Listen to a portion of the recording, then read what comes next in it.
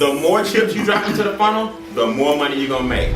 It is a numbers game, okay? It is a numbers game. Stop dropping 1 or 2 people in the funnel per week. If you really want to get hungry and you really want to get focused, you need to say to yourself, you know what? I'm gonna put at least 3 people a day into the system. 3 people a day. Everything happens exponentially. If you use the number 2, for example, 2 people a day is 14. 14 people a week just being introduced by you. Let's cut 4 of them off. They're not interested. Let's take it down to 10. 10 people a week for a month is 40 people going into the funnel. Some of y'all sitting around here struggling getting 2 people. It's because you've only talked to 2 people. The numbers don't lie, people. They don't. How can I bring in, over 40-some people in the business personally? Easy, because 300 people might have said no. See the difference? Some of y'all still working on the same people. Cut them. Here's what I find when I travel. This is what I find. People are always asking me for solutions to handle certain behaviors. I don't have them. My solution is you find people that will deal with your behavior. Do you see the difference? Yes. Brian, how do I handle a person who just doesn't see it? What do you say to a person who's just too busy? What about my brother who just won't take it? See, you're asking me for solutions to other people's issues. My solution is you find people who want to deal with your issues. See, you flip it. So stop stressing yourself trying to figure out the ideal way to conquer all. There's no such thing. You drop everybody in and deal with who comes what. That's it. That's why I stay so stress-free. Because if you don't see it, I don't worry about how to get you to see it. I just find somebody who will. It's a simple sorting process. Like, people always say, relationships are tough. Man, they're hard. It's really not when 2 of y'all compatible. It's when you trying to make him something he ain't never been, and when you trying to make her something that she's not. That's when it's tough. You trying to make him like your ex. That's not your ex. You want him that bad, go get your ex. It's funny how we were in dating and marriage and stuff, we understand compatibility, evenly yoked and all this, but in business, we try to make somebody something that they just flat not. You only looking for 2 kinds of people, guys. People who are hungry and people who are looking. You might want to write that down. You're only looking for 2 kinds of people. People who are hungry and people who are looking. You'll know people that are hungry and people who are looking because they track you down. Hey, I'm ready. I got paid Friday. So you shouldn't have to call people. You told me you're getting paid Friday. Hey, I got paid. Remember I told you I'm ready to get in. You'll know they will stick out like a sore thumb when they're ready to sign up. You'll know because they'll be contacting you. Hey, when's that conference call? Hey, is that conference call tonight? I got some people I'm trying to put on it. Do you remember how you felt when you got in? Did we twist your wrist? No. Do we have to beg you to get in? Did we bug you to get paid? No. You're looking for people who make you feel good. You're looking for people who remind you of you. All right. But what do? We get in and all of a sudden we want to pull everybody up and become some kind of savior. Exactly. Some kind of magician who they just don't see it. Look, it's not for them at that time. You got to deal with them later. Right now, see, when you broke and the bill's behind and you hungry, you don't have time for people that don't want to come to slow you down. Because they will. They'll slow you down, man. You got to keep going. I'm going to give you some techniques. Okay? Some techniques. The number one thing when you are starting your company or your organization, your business, the number one thing you need is people. The number one thing you need to master is piquing interest. You got to be really good at it. And I'm going to be honest with you, you got to have fun with it.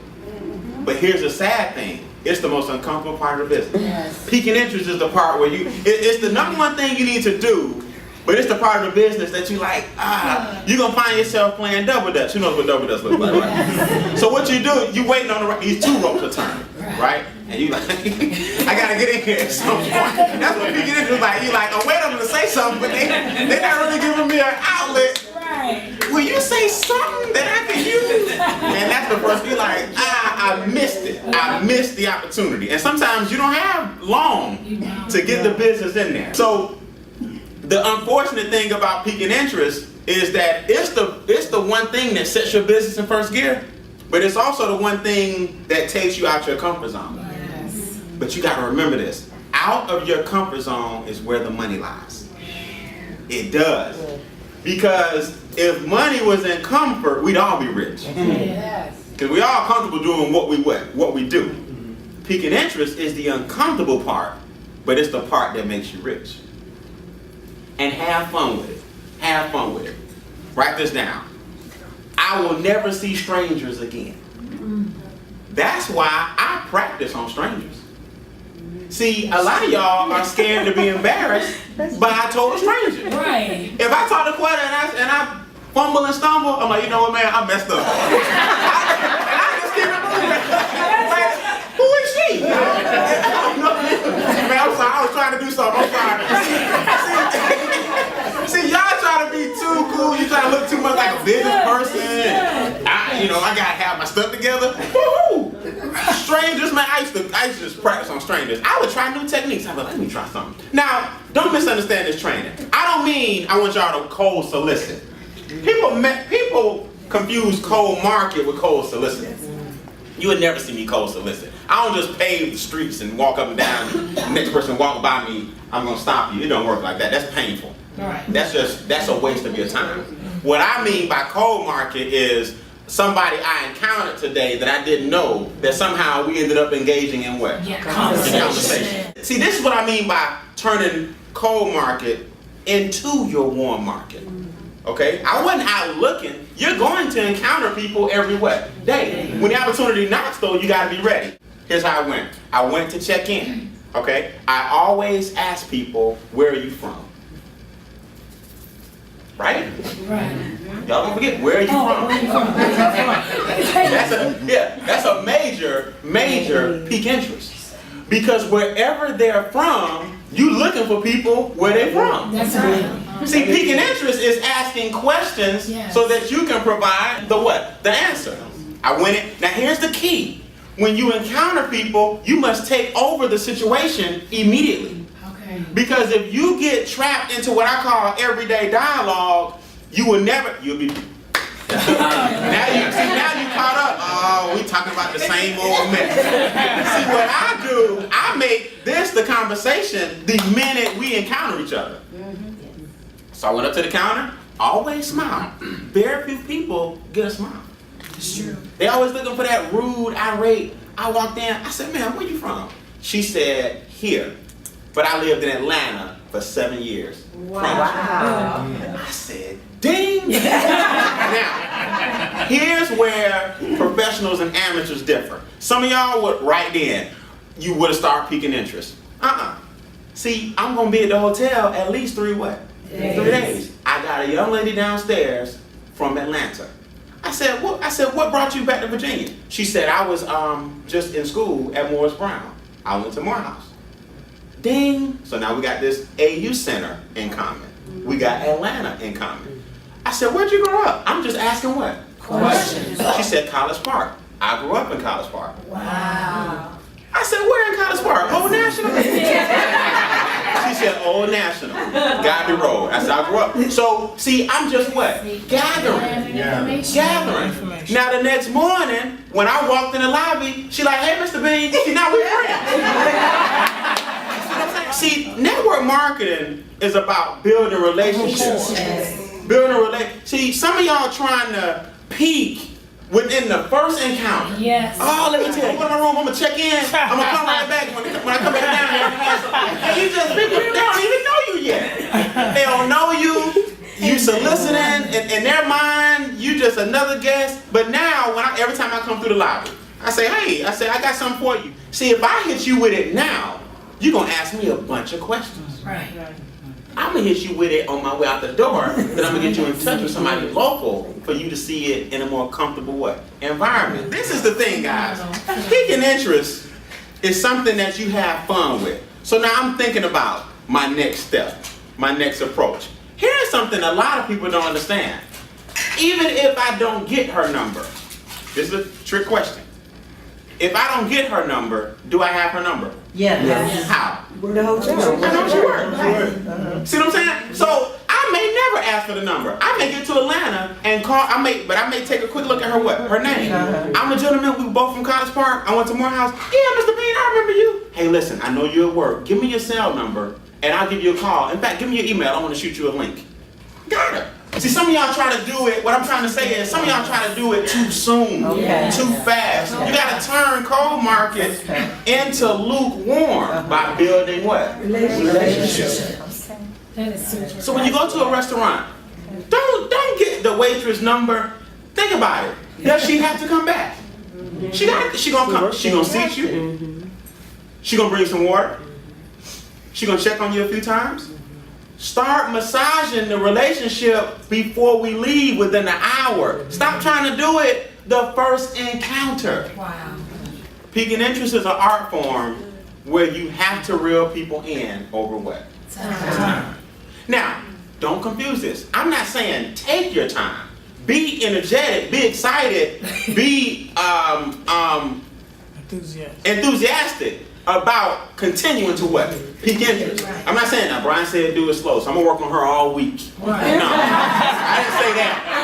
I'm saying some of y'all think you got to have all your ducks right then, and you don't. Right. Sometimes I'll pique interest having said nothing at all. Give you an example. If I'm on an airplane, right? Now the name of the game in piquing interest is get in and get what? Out. If you get in and you stay, they're going to start asking you questions. You're not going to be prepared for that because you knew. So if I'm on a plane, I don't even pique your interest when we first sit down because now the only way for me to get out is to die.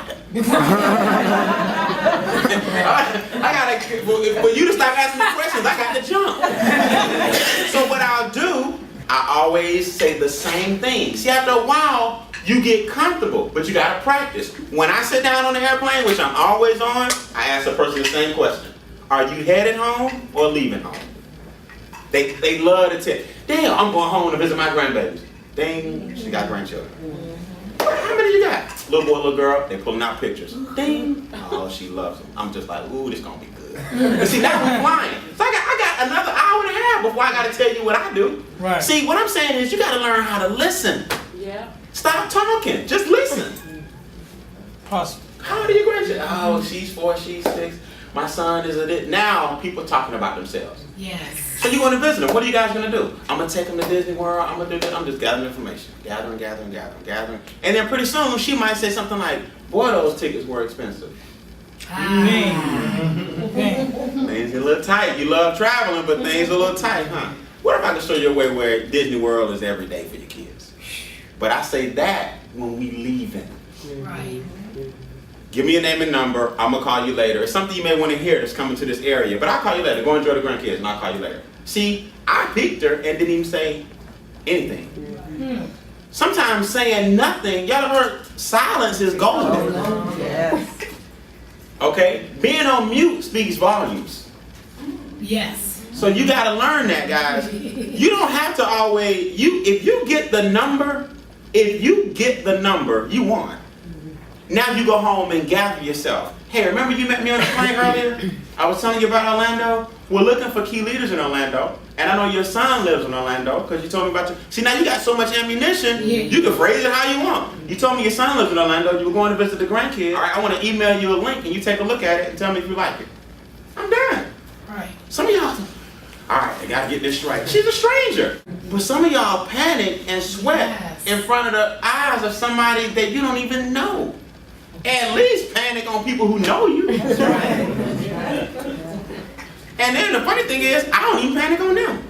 Because the truth of the matter is, I know your situation too. So we really don't want to get into So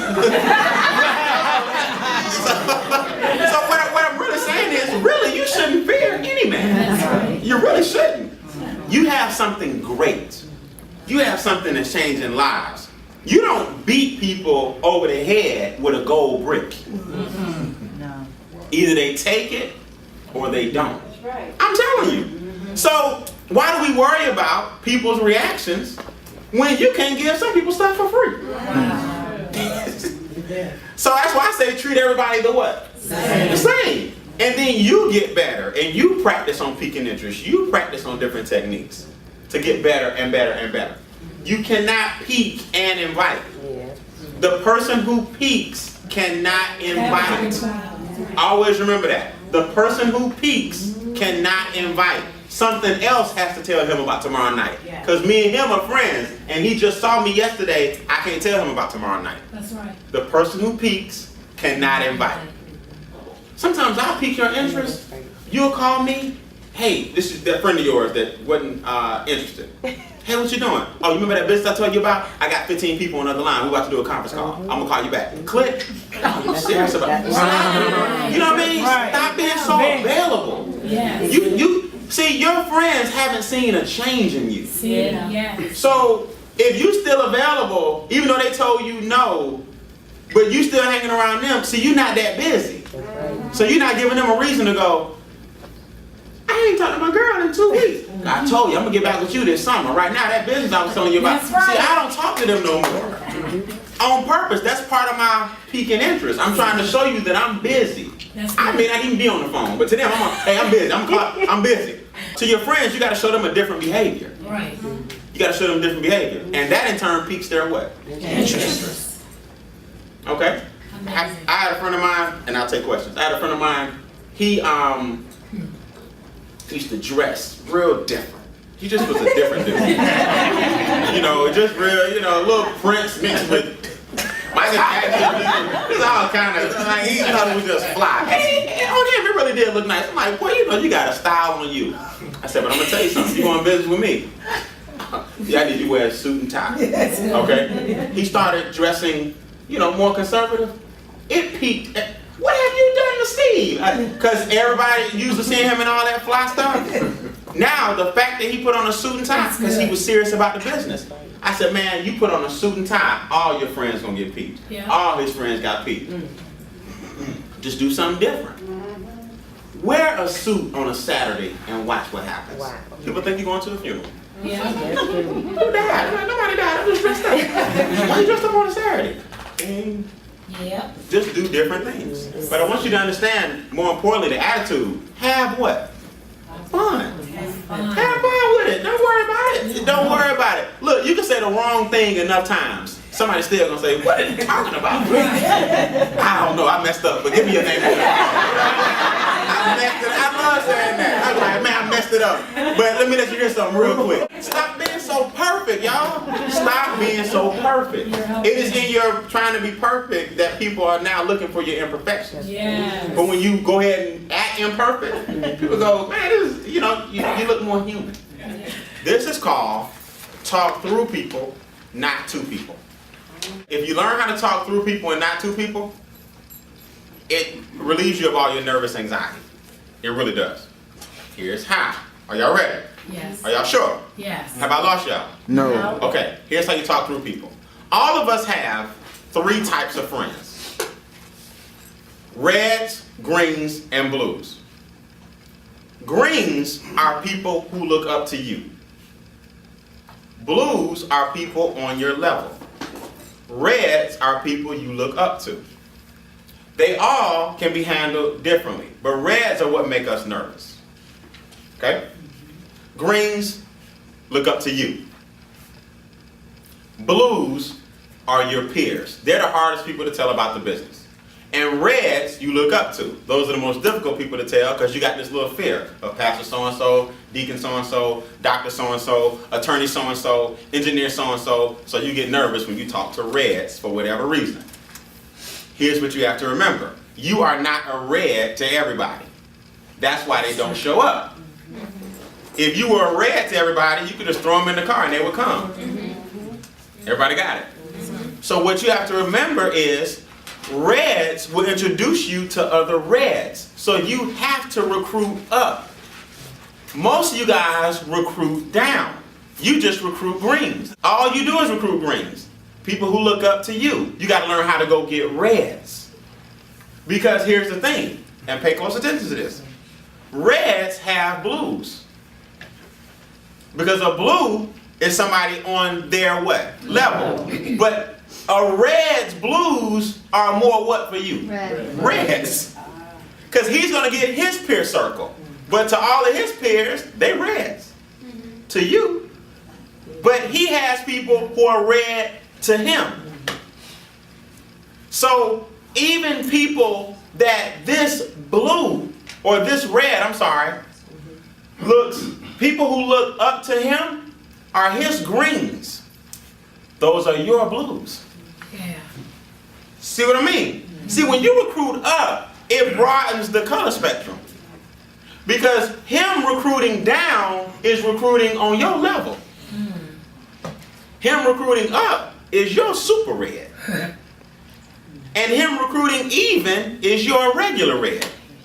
So the name of the game is to recruit what? Up. The color spectrum is very important. The color spectrum is very important. Some of you guys will actually call me up.